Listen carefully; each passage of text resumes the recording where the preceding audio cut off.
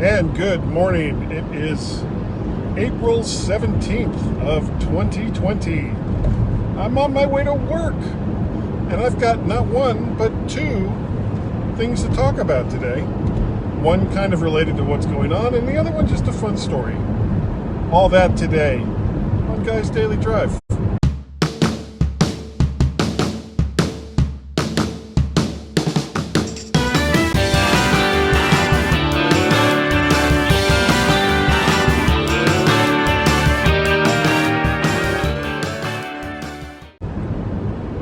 And it is a chilly morning here in Northern Virginia. It is currently just under 40 degrees, halfway through April. Who wants to see that? I was really kind of hoping that the weather would be nicer, but okay. What are you going to do? And I got some comments coming in. Thank you, everyone who's watching and listening. Okay, a couple things. Number one, my wife and I did something last night that we haven't done too much of since this whole thing started, and that was decide that we want something to eat other than what we prepared at the house. Had some hamburger out, but it wasn't quite all the way thawed, and every once in a while you just get tired of cooking and you want somebody else to do it for you. So after some hemming and hawing over what it was we were going to have, we finally decided on getting some Five Guys. Now, the problem with getting Five Guys, and the problem with getting food from a lot of different restaurants these days, is that if it's not McDonald's or Burger King or Wendy's or Taco Bell or something like that, it doesn't have a drive-thru. So you have to come up with creative ways to get your food. And what Five Guys has done is basically say, please order online, and then tell us what kind of car you're driving, pull up into the parking lot, and we'll bring the food out to you. And of course you pay for it online. Well, if you don't know what the procedure is and you just show up at Five Guys, how are you supposed to know that you're supposed to order it online ahead of time? Which we hadn't done. Fortunately, they're not so stringent or strict about that policy that they won't let you order right there at the door where they've got the guy that's coming out and bringing everyone's food. But there was a lot of people. It was like probably 15 people waiting for their food orders, and I think the vast majority of them had gone ahead and ordered, online and done all that. Well, I hadn't, so I went ahead and ordered there at the counter and paid there at the counter, and then waited for my food to come out. And I started thinking, what could have made this a little easier is to have that guy, the same guy that they had, standing there and kind of set some cones up so that when people come into the parking lot, they have to go by this guy. And he gets their name and their order number and all the rest of that, and then directs them to a parking spot, a particular parking spot, which then he makes note of, so that when their food is ready, he can just bring it out to them. And even if you haven't ordered ahead of time, he can take your order right there, kind of like a drive-thru, and tell you where to park to wait for your food, which would have been much better than everyone standing around in the parking lot. And, we were all doing our social distance thing. But I hadn't brought a coat, so I was definitely cold. And it was probably high 40s while I was standing there, and I hadn't brought a jacket, so I would. And you didn't want to just go and wait in the car because it was really, really super busy.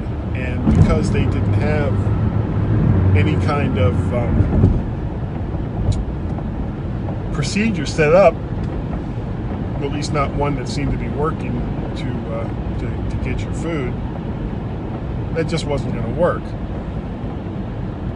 So that was my idea, was you pull up, and if you've already made your online order, the guy gets your name and number and directs you where to sit in the parking lot to wait for your food. Or if you hadn't made an order, you make it with him there, and then he tells you where to sit to wait for your food. So that was number one. That was the first thing. Now, the second thing I was going to talk about was the story of my second prom. I went to 2 different proms, and the reason why this came up was my son guy's girlfriend, he's down in Richmond right now, found this prom picture from my second prom, and it took some convincing from him to his girlfriend and her parents that wasn't Guy, that was his dad, because we look very, very much alike, especially at the age that he is now and the age that I was then. So I had like this big blonde bushy afro, and in a tuxedo with the carnation and all the rest of that. And I was styling for 1979, I think it was. But that's not the funny part of the story. The funny part of the story is, number one, it was my second prom. I had actually graduated the year before, but this girl had asked if I would take her. And that alone, again, not really all that funny, but was funny, was the first prom that I'd gone to 2 years prior. I had taken this same girl's older sister. So I'd gone with the older sister to her prom, our prom, and then 2 years later, her younger sister asked me to take her to her prom. And I said yes. So, why not? It was fun. My father, now at the time, I've talked about this car before. I had it was my first car. It was a 1974 Plymouth Duster with a slant 6 engine. And I'll probably retell that story at some time because, who wants to hear about COVID-19 stuff all the time? Just try to keep it a little lighter. So I have this blue 1974 Plymouth Duster, slant 6 engine. So slow, such the slowest car ever, other than maybe a 4-cylinder Vega. So my father now had, I think it was a 1975 or 1976 Lincoln Versailles.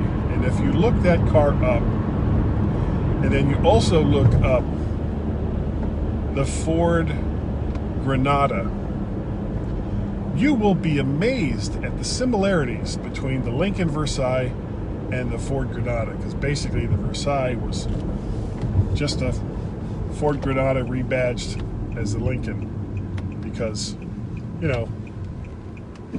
that's what Ford and GM and all the other big car companies used to do.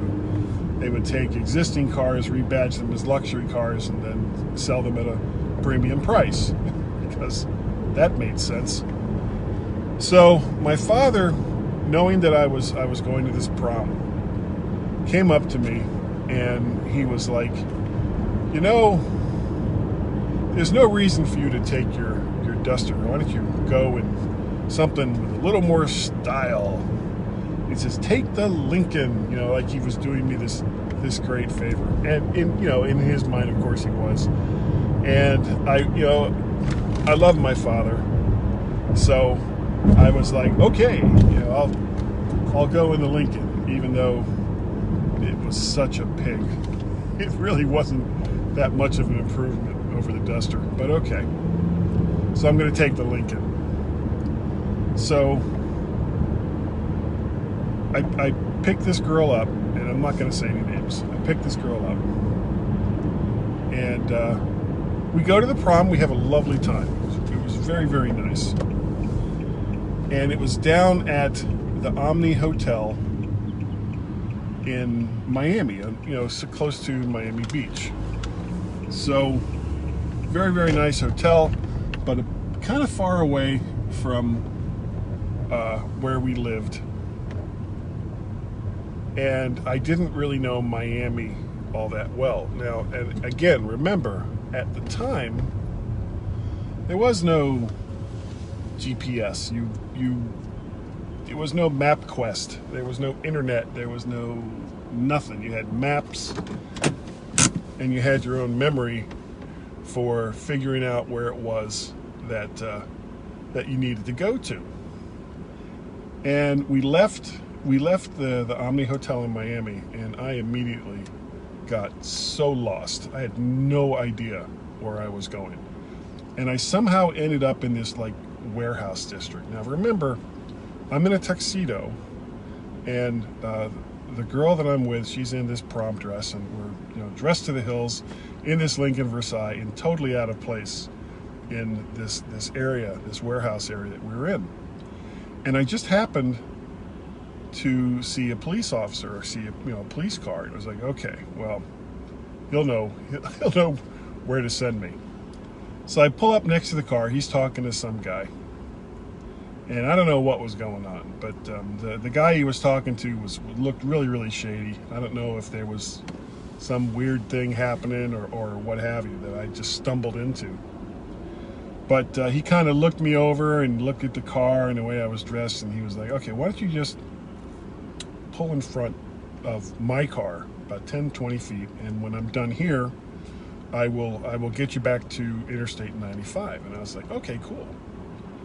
So I park, and we're there like 5 minutes when all of a sudden behind me, excuse me, I see these blue lights from this guy's police car, and his siren starts up, and he swerves out and goes past me, and he's got his hand out the window like, come on, follow me. So I was like, okay.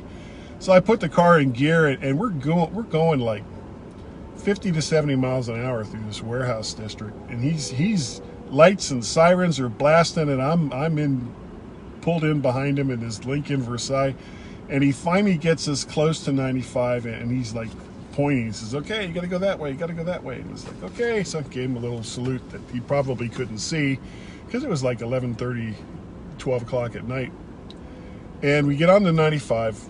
And of course, at that point, we get back to the area that we lived in. So it was just such a weird ending to a kind of a weird situation. But it was all fun, and this girl and I never really, had a big romantic relationship. It was mostly just that night of going to the prom. And I was happy to take her. We're all still friends. All still friends here on Facebook. I don't know if she'll see this. Maybe I'll send her a link to it just to remind her of the glorious days of going to the prom in South Florida in the late 70s. Anyway, that is going to do it for Guy's Daily Drive today. Thank you all so very, very much for watching. If you'd like to get a hold of me, my email address is guy@mymac.com. My Twitter handles are VertShark and MacParrot. You can help support the things that I do. Number one, you can go to YouTube and like, share, subscribe to my page that's there for Guy's Daily Drive and the Mac to the Future live cast I do on Wednesday nights with Warren Sklar and David Ginsburg. And of course, I do the MyMac Podcast with Gazmas every weekend. We're coming up on show 800, though we're not doing anything for it. We had our big 10th anniversary show, I don't know, a couple months ago. If you'd like to help support the things that I do, I have a Patreon page, patreon.com/MacParrot. I have a Ko-fi page, ko-fi.com/MacParrot. And I have a PayPal page, paypal.me/MacParrot. Excuse me, big sneeze. Okay, that is going to do it. Thank you all again so very, very much for watching and or listening to Guy's Daily Drive. You can subscribe to it in the podcast catcher of your choice. Just look for Guy's Daily Drive and you'll get this and the Mac to the Future audio feed. So thanks again, and I will probably record another one of these on the way home from work today. So bye.